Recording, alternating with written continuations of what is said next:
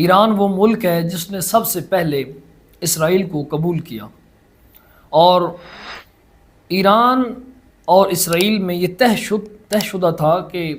کہاں پر حملہ کرنا ہے، اور یہ ایک سازش کے تحت ہوا ہے، فلاں فلاں فلاں اس طرح کی بہت ساری باتیں۔ اور دوسرا، ایران نے یہ جو حملہ کیا ہے یہ خود اپنے قونصل خانے کا بدلہ لیا ہے، اس میں فلسطین کی حمایت شامل نہیں ہے۔ اس طرح کے بہت سارے جو سوالات کیے گئے ہیں ان کا جواب آپ کی خدمت میں عرض کریں گے۔ اعوذ باللہ من الشیطان الرجیم، بسم اللہ الرحمن الرحیم۔ سب سے پہلی بات تو یہ کہ واقعاً اس بات میں کوئی شک نہیں ہے کہ ایران اور ترکی یہ وہ ملک ہیں جنہوں نے اسرائیل کے بنتے ہی اس کو قبول کیا اور اس کی بھرپور حمایت کی۔ لیکن کب ایران نے قبول کیا، یہ بات ذرا توجہ کے ساتھ سماعت کرنا ہے اور اس پر غور کرنا ہے کہ جب شاہ کی حکومت تھی اور اس وقت ایران کو امریکہ کا بازو تسلیم کیا جاتا تھا اور سمجھا جاتا تھا کہ ایران بالکل بہت قریب تھا امریکہ کے، شاہ وہی امریکہ کا ایک شخص سمجھ لیں، تو اس وقت واقعاً اسرائیل کے بنتے ہی اسرائیل کو ایران نے قبول کیا۔ لیکن جب انقلاب آیا امام خمینی رحمۃ اللہ علیہ کی محنتوں اور کاوشوں سے اور ایک امت کے بیدار ہونے سے، جب شاہ کی حکومت کا تختہ الٹا گیا تو اس وقت ایران نے سب سے پہلے اس کی مخالفت کی، اور ایسی مخالفت کی جو تاریخ میں شاید اس سے پہلے جو ممالک اسرائیل کی مخالفت کر بھی رہے تھے وہ اس طرح نہ تھی کہ جس طرح آیت اللہ روح اللہ خمینی نے لوگوں میں قدس کی آزادی کا ایک نظریہ پیدا کیا۔ اچھا، اس کے بعد یہ سلسلہ شروع ہو گیا، اور پھر اس کے بعد آخری جمعہ جو ماہ رمضان المبارک کا تھا اسے باقاعدہ منانے کا امام راحل نے حکم دیا، اور اسی طرح کے بہت سارے، اور فقط اسرائیل کی مخالفت نہیں کی بلکہ یعنی کہ ہر لحاظ سے اس کے مقابل آئے ایران، اور اسے اس لحاظ سے انہیں بہت سارے نقصانات بھی اٹھانا پڑے، معاشی پابندی اور بہت ساری چیزوں انہیں برداشت کرنا پڑی، لیکن کیونکہ نظریہ تھا، ایک نظریہ جب ہوتا ہے تو اس کے لیے انسان کو بہت کچھ برداشت کرنا پڑتا ہے۔ اب پاکستان میں ایک پراپوگنڈا جو کیا جا رہا ہے وہ یہ ہے کہ ایران نے جو اسرائیل پر حملہ کیا ہے، پہلے تو یہ ہے کہ یہ کوئی ایک طے شدہ تھا فلاں وقت میں فلاں جگہ پر فلاں اس طرح، اور دوسرا کہ یہ انہوں نے اپنے قونصل خانے کا بدلہ لیا، خود ایرانی وزراء نے یہ بیان دیا، ایرانی جرنیلوں نے یہ بیان دیا کہ ہم نے اپنے قونصل خانے کا بدلہ لیا۔ اب یہاں پر بہت توجہ سے اس بات کی طرف آپ نے غور کرنا ہے کہ وہاں جب ایرانی قونصل خانے کو ہٹ کیا گیا تو وہاں پر تو بہت سارے قونصل خانے پہلے تو اور بھی تھے، وہاں پر پاکستان کا قونصل خانہ بھی تھا، وہاں پر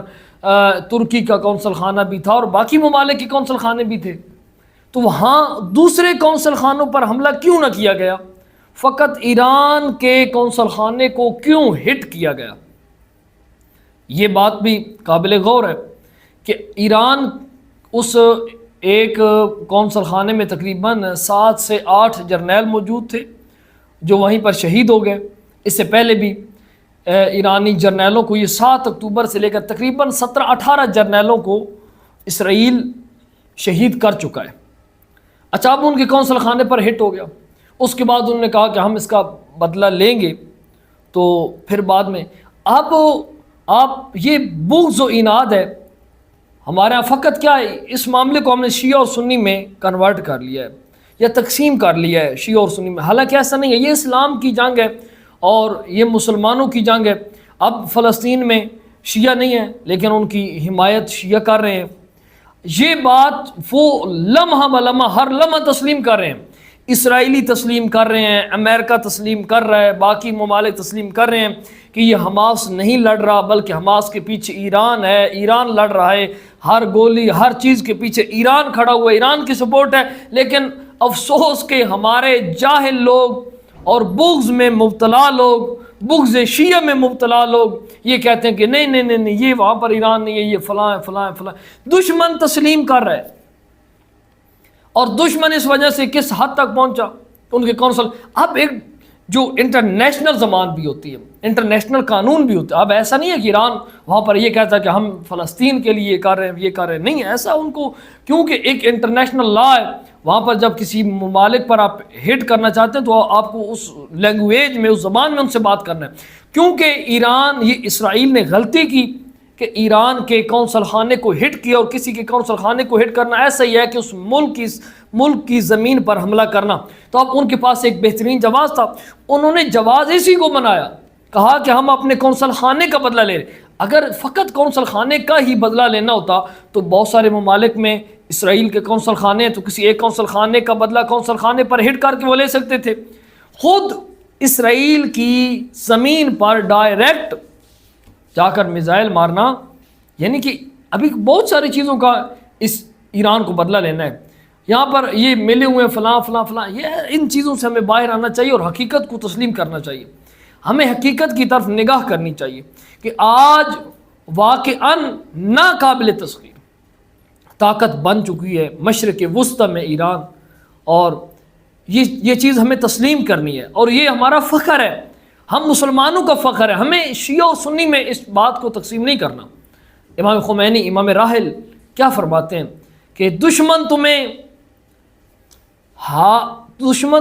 ہاتھ باندھنے اور ہاتھ کھولنے پر تم ایک دوسرے سے لڑ رہے ہو، اور دشمن تمہارے ہاتھ کاٹنے پر تلا ہوا ہے. جب دشمن کی طرف سے گولی آتی ہے تو وہ یہ نہیں دیکھتی کہ یہ ہاتھ باندھ کے اب فلسطین میں تراویحاں پڑھ رہے ہیں، وہ اہل سنت ہیں، خالصتاً اہل سنت ہیں. ماہ رمضان المبارک میں تراویحوں کے دوران کتنے حملے ہوئے، تو وہ تو نہیں دیکھ رہے کہ ہمارا دشمن سنی ہے، ہاتھ باندھ کر نماز پڑھ رہا ہے. ہمیں بھی اس چیز سے باہر آنا چاہیے اور اپنے نظر کو وسیع کرنا ہے. تو ایسا ہرگز نہیں ہے کہ یہ کوئی سازش تھی. آپ تعصب کی اینک اتار کر اگر اسے حقیقت کی اینک لگا کر دیکھیں گے تو بہت ساری حقیقتیں آپ پر روشن ہو جائیں گی. والسلام علیکم ورحمۃ اللہ وبرکاتہ.